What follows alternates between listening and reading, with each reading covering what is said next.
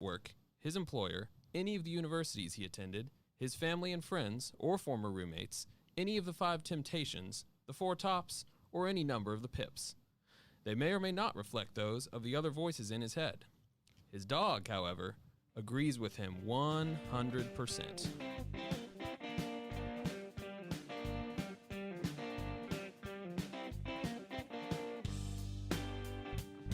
And now, broadcasting from Ventura Studios in Frisco, Texas, it's the Snarky Parenthetical.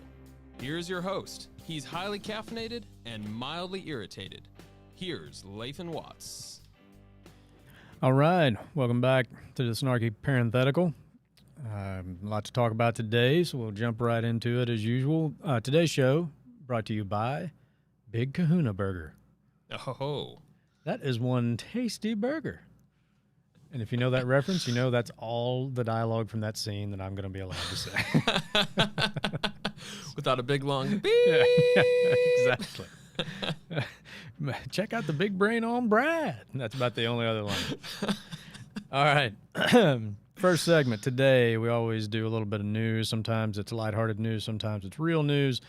Going to do some real news. Excuse me. New York Governor Andrew Cuomo. There we go. Hat tip Reuters.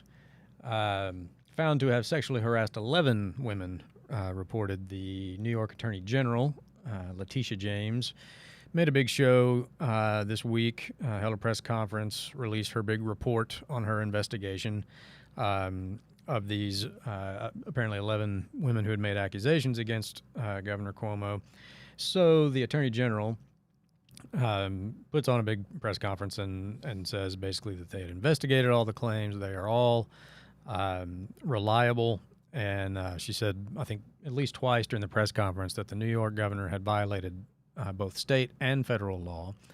The one thing that she didn't say was that she was going to prosecute the governor, which I found Interesting omission. interesting, right? You're the chief law enforcement officer of the state, and you said multiple times he violated state and federal law, but I'm not going to lead any sort of prosecution of these criminal offenses because he's charged with, this is serious stuff, right? Sexual harassment is certainly a serious issue that these women can and I expect will bring civil claims against him, but she went into some pretty graphic detail about the activity, and some of it involved, forcibly touching someone, which,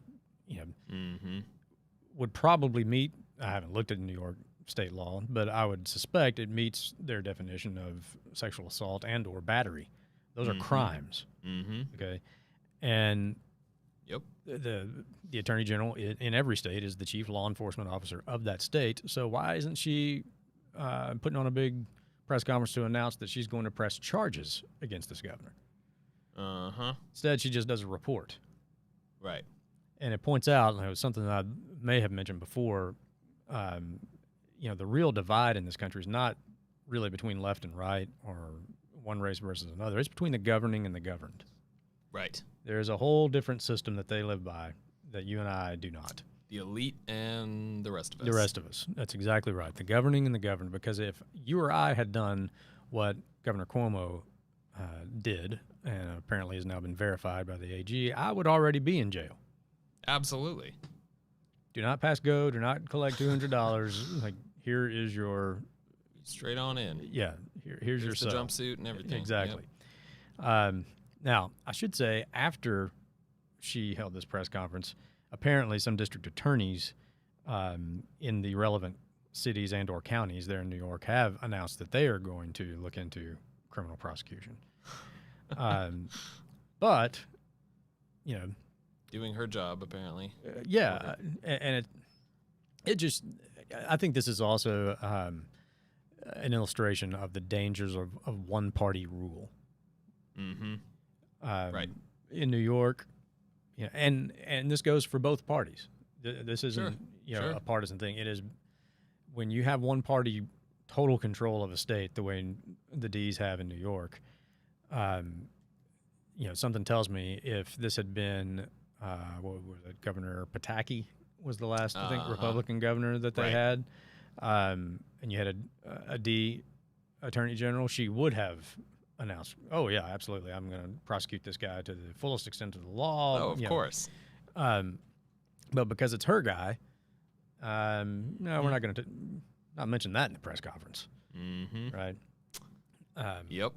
I mean, they've been awful quiet up there about a lot of verified reports that his decisions have led to the deaths of exactly many people, elderly folks. Perfect. That's exactly what I was about to talk about.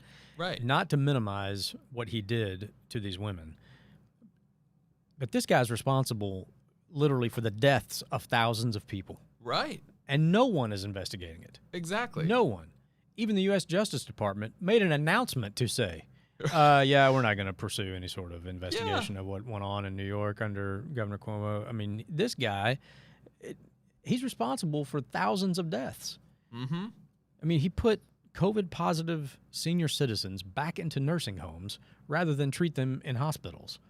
Exactly. And thousands of people died because of it. Yep. I mean, you can make a case for criminally negligent homicide, and thousands of cases of it. Right. So, you know, the politics of this, people are now calling on him to resign. You know, Biden affirmed again at a press conference. He didn't bring it up. Of course, he was asked about it, but he answered the question. I give him credit for that, and he said, yeah, he should resign. Yeah.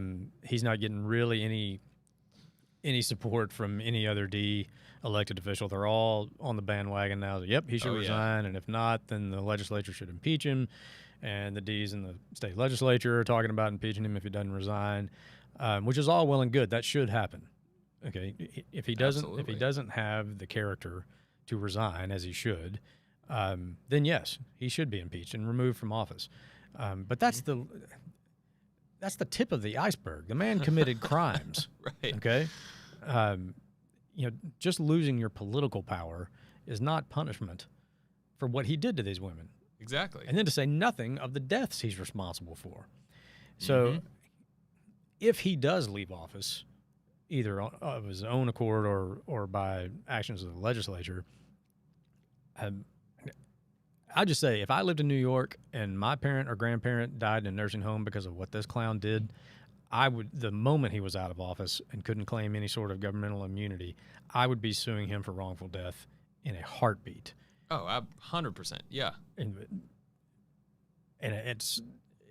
I expect it will happen. I would sure think so. I mean, I don't see how it doesn't. Once he's out of office, once he's, you know, as long as he's in office, he's gonna cloak himself in some immunity. Yeah. But once he's out of office, and I expect, you know, maybe he will be soon, all those people who lost loved ones in nursing homes, I hope every one of them comes after him. Oh yeah, because it would be just a great and travesty of justice if this guy gets away with that. Yeah, especially if the AG's not coming after him at all. Yeah. Then she's not going to do it. Maybe the DA is looking to make a name for themselves. Right. Will prosecute him on the sexual assault charges. But all you folks that lost loved ones in New York, find good lawyers. Go after the guy. He deserves it. He earned it. That he did. So there's that. There you go. Yeah. somber story. That's yeah.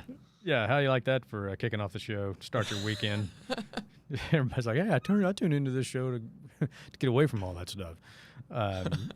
Next week, I'll find another good humorous news story to go make jokes about.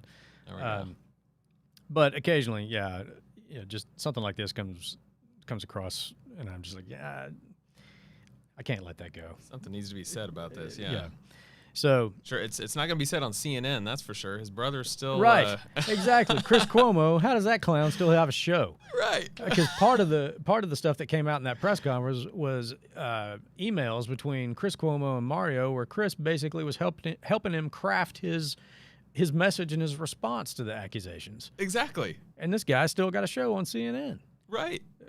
Which I don't know why I'm surprised. Jeffrey Toobin is back at CNN. And if you can do what that guy did and keep a job, then I don't know what it takes to get fired from CNN.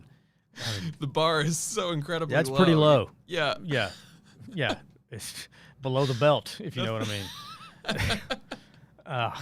Mercy Appropriately sakes. so. Yeah. All right. So let's shift gears, shall we? Segment 2, we typically talk about either some entertainment stuff, some sports stuff, and I'm a history guy and I'm a sports guy, and this week happens to have one date in baseball history that I'm particularly fond of. So let's go ahead and take down Cuomo, and let's back this up and let people see this in all its glory. August 4th, 1993. And there it is. Here's Ventura, RBI single in the first. Watch out. Look at this. Get him, Nolan. Get him.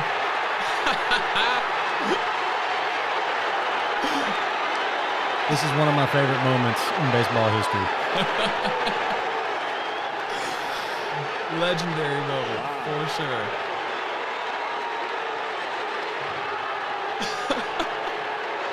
All right. So this was... Oh, that's fantastic. Yeah, you can go ahead and cut that. So this was August 4th, 1993. Robin Ventura makes the worst mistake of his career, charging the mound on Nolan Ryan. Nolan Ryan was 46 at the time, 20 years older than Robin Ventura. And as many have probably already made this joke, that's the only time Robin Ventura ever got 6 hits off Nolan Ryan in one inning. And there's part of me, frankly, that feels a little bad for Ventura, because from what I have read about this since, he genuinely is considered like one of the good guys in baseball. Like, it was just a bad day, and man, was it a bad day. I mean, you want to talk about wish you could take a mulligan on something to mix metaphors. I mean, that Nolan Ryan, also, by the way, was not ejected from this game. Wow. That's a different era. Was not ejected. Ventura was ejected. Okay. So you want to talk about insult to injury.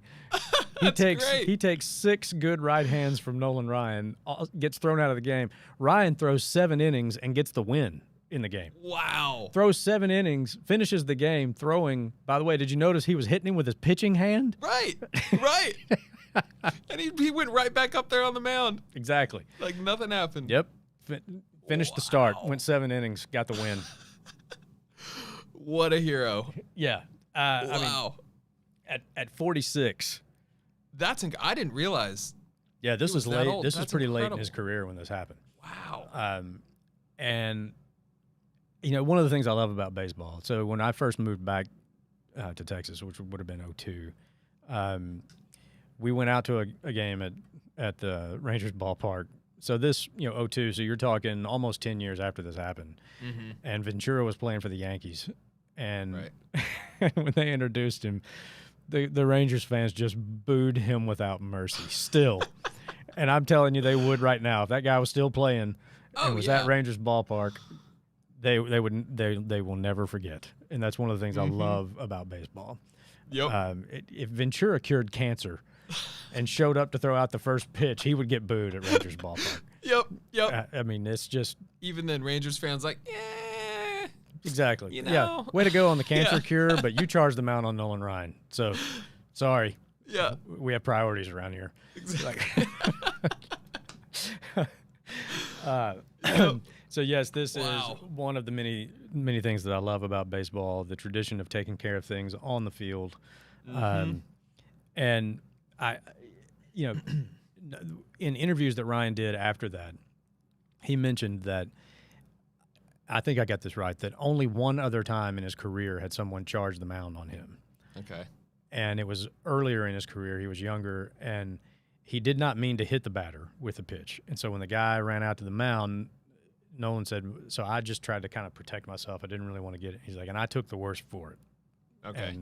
And I told myself that day that for the rest of my career, whether I meant to hit the guy or not, if somebody charges the mound on me, they're getting the worst of it. And Robin Ventura, He made good on that. certainly did. And by the way, the other guy, the earlier in his career that charged was Don Baylor. Oh, wow. That's a mountain of a man. Wow. Okay.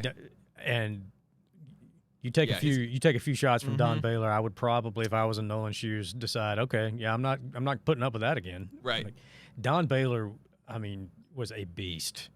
That guy broke a bat one time checking his swing. You want to know what kind of power Don Baylor had? Started the swing, tried to stop, pulled it back, snapped the bat. That's hard to do. That's power. Wow. My friend. Like, these are the sorts power. of this is the sort of useless knowledge that occupies my brain, right? So Nolan basically said, because I took the worst of it that time because I was just trying to kind of defend myself because I didn't really mean to hit the guy, and I can understand him coming out or whatever. Yeah. But from then on, I decided, no, that's not going to happen again.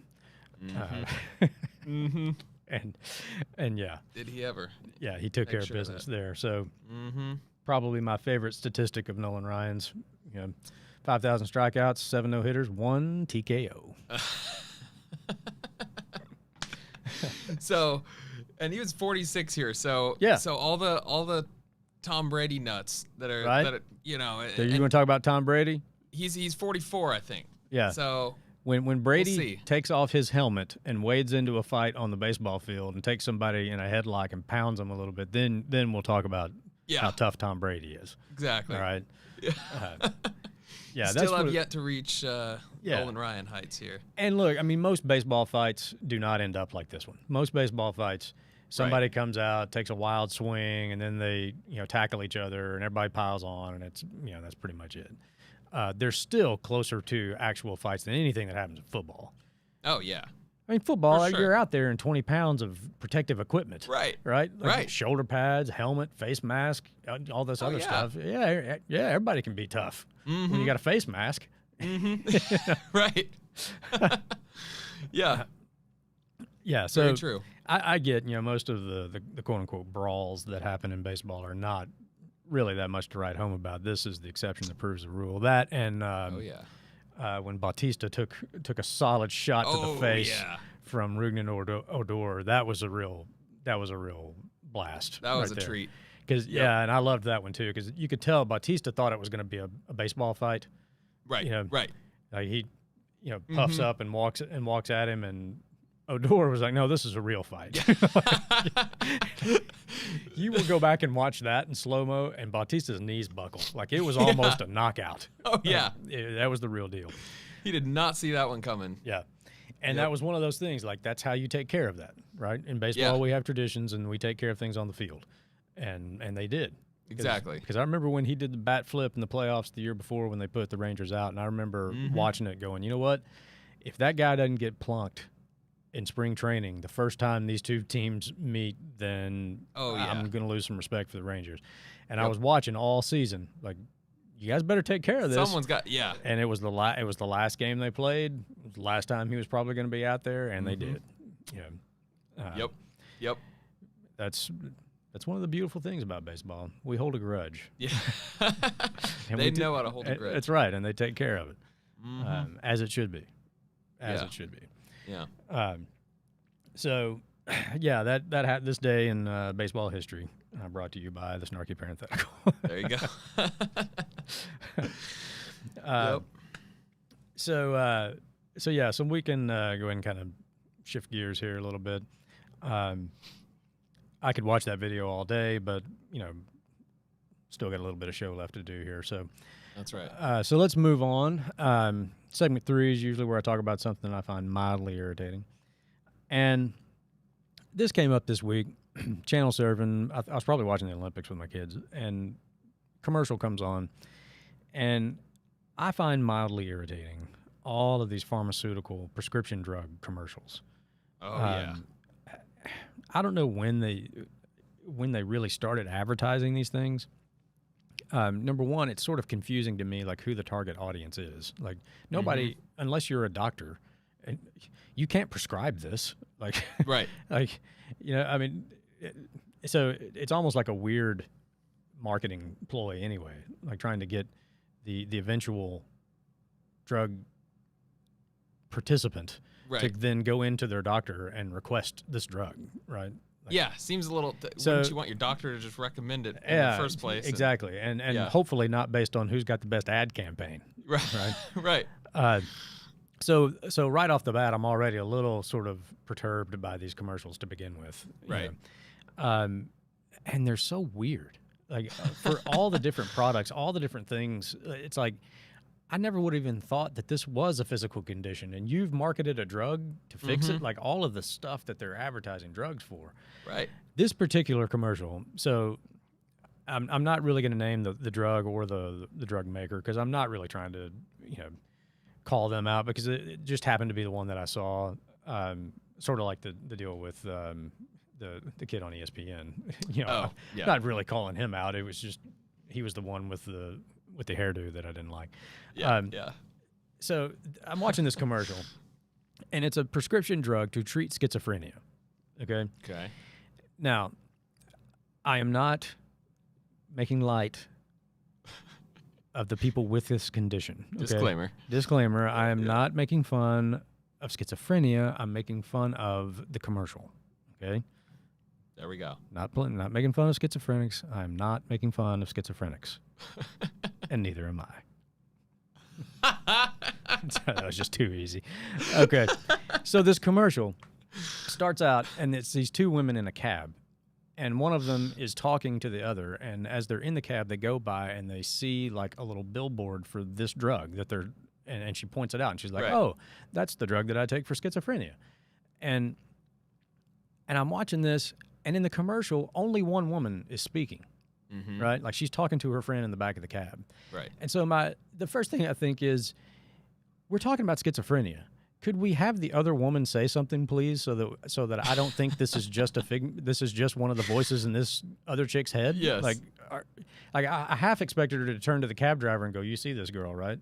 Right. Like, you see her too, right?" Like, Uh-huh. I was like, it's a drug for schizophrenia. Like, Right.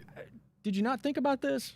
Like, it's one person talking to another person. Like, I've seen too many movies, where Yeah. the twist at the end is, "Oh no, it was all in his head."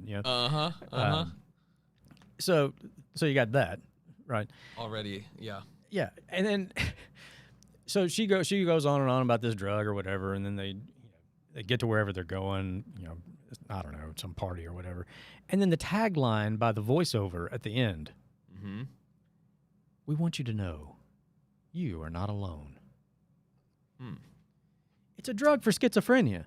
Right. Aren't we trying to kind of convince them that they are alone? Like, Right. Yeah. all those other voices you're hearing or all those other people you're seeing aren't really there. Like, it really is just you. Okay, isn't that kind of the thing we're trying to treat? So maybe Very good not point. make your ad campaign end with the tagline, "You're not alone." Or maybe it's genius marketing. Maybe it's trying to tell all the schizophrenics they need this drug. That they heard the voice on TV tell me I'm not alone. Like, That's the subliminal, yeah, maybe I totally missed the playing point. both sides there. Yeah, it could be. Yeah, I hadn't thought about that until just now. But I heard the little soothing voiceover, "Because we want you to know you're not alone." And I'm thinking, well, I kind of want them to think they are. Like, that's kind of the problem, isn't it? Like, what exactly are we doing here? Seems it's leaving me more disturbed than I was when I first read. Yeah, it's like I know I'm disturbed. Yeah. Right. And then of course you have the disclaimers at the end of all these commercials, which are course. usually the best parts. Yeah. Of these. Oh, yeah. Like the side effects that they have to rattle off at the end of these things after you've just watched this, what looks like a Hallmark movie of a commercial, and then the guy comes on at the end, and on this one in particular, one of the side effects was could lead to rapid increase in heart rate, increasing the possibility of sudden death. Wow. Okay. So, well, you won't have schizophrenia anymore. Maybe it's a one-pill cure. Yeah. Seriously. Can't have. Yeah. Might cause sudden death. But on the bright side, we treated the schizophrenia though. Yep, one less You schizophrenic. don't have. Yeah. Right? I mean, I would have loved to have been in the room for this ad campaign pitch. It's like, here's what we think. We put a couple of normal looking ladies in the back of a cab. One of them's going to do all the talking, so you're not really sure if they're both really in the cab. Everybody follow me? Okay. By the way, yeah, we are going to have to do a little disclaimer at the end that says this could cause sudden death, but, we'll get that really fast-talking guy to do that at the end. Don't worry about it. Yeah. Speed up the... Could cause sudden death. Okay. Well, then. Yeah. So guess I'll just hope I'm not one of those. Right. These are the things that bug me about certain commercials. That one in particular just blew me away. Yeah. A drug for schizophrenia. And then I could just imagine, because there's always the ask your doctor if blah, blah, blah is right for you, right? Yeah. And then you go into your doctor, you're like, hey, can you check and see if I'm one of those sudden death ones, though? Can you? Exactly. Yeah. How do I know I'm not one of those? Can you give me the odds, Yeah. Doc? Like, what's the prognosis? Yeah. Should I just deal with the voices in my head? Like, is it 50-50? I mean, like, I'm a gambling man, but come on, Right. I mean, what exactly How are sure we are dealing we? with here? Yeah. I mean, should I, take this drug on my way out and then, just party it up tonight? Because who knows? Like, That's what they were doing in the commercial, so maybe apparently that's what, yeah. Yeah. So, you got any favorite prescription drug ads? Man, there's a lot of interesting ones nowadays. I was trying to think of the one. The funniest thing to me is exactly what you said. Just all the disclaimers that just make me think. I think I'd rather just try and kind of muscle through whatever exactly. Like, ailment it is. Yeah, I saw one. I can't remember exactly what it was treating for, but it was like an intestinal issue, and one of the side effects was like it can cause like sharp abdominal pain. I was like, well, how do you know if it's the drug or the disease then? Yeah. Hey, doc, thanks for the pill. My stomach hurts. Is the pill working or not? Right. Nobody knows. Could be a good thing or it could be a bad thing. Yeah. How sure are we? The doctor's like, you'll probably be all right. No, but however, it could also be sudden death. So, maybe get that checked out. Thanks, doc. Appreciate that. Where'd you come up with this prescription, by the way? Well, they had a great commercial. Yeah. Great commercial. Loved the voiceover. Dude looked like my grandpa. I just loved it. Everything. Like, yeah. And some of the things that were, that were advertising. Like, I'm not going to get into the specific disorder that I know everybody is thinking of. That every time one of these commercials comes on, I'm sitting there watching TV with my kids. I cannot find the remote fast enough. Right. That's also the time when I happen to lose the remote and/or it stops working. Of course. Yeah. Of course. It's like, here's a conversation I don't want to have, and I'm scrambling trying to find the remote, and of course the dog has taken it outside, or the batteries quit working at that exact moment. Like, how many of these commercials can we have? I mean, certain products, it seems to me, once people know about them, kind of sell themselves. Right. Right. You got, yeah. If you need that, it's available. Do you really need an ad to convince you to buy it? Exactly. All right. Yeah. If I hinted around enough, does everybody know what we're talking about here? So I don't have to get specific and risk an FCC violation of some sort. Like, which is another thing. Like, how's the FCC letting half of these ads out there? But then they'll the stuff they censor and then actually. But those ads seem to be just fine. And on this schizo ad, the other thing that I thought of was, all these people I see on Twitter who try to get you to refer to them with their preferred pronoun of they. Mm-hmm. Maybe this drug's for you. There you go. Maybe this drug's for you. Mm-hmm. I'm not in You're any way that person in the back of the cab hoping that it causes sudden death. That's not what we're saying here. But if you, as one person, are telling me to call you they, got to start wondering. Big Pharma might have something for you. Mm-hmm. Just saying. It's a whole new market. Yeah, because you could be confused about male, female, whatever, but there's still just one of you. So stop trying to get me to call you they, them. Like, come on. Just There's only so much mangling of the English language I can put up with. Right. We deal with enough of that outside of outside of this. Yeah. All right. I think I've sufficiently offended plenty of people for the day. Accomplished our mission. Yeah, job well done, I'd say. Mm-hmm. So I want to thank everybody for tuning in again and listening to me unravel my mind here on the Snarky Parenthetical. Thanks to the JPK Network, Stan the Man, Brett behind the board. Everybody have a good weekend. We All will the folks see at you. Kahuna Burger. Don't forget. Kahuna Burger Big fan. is a tasty, tasty burger. Mm-hmm. We'll see you next week.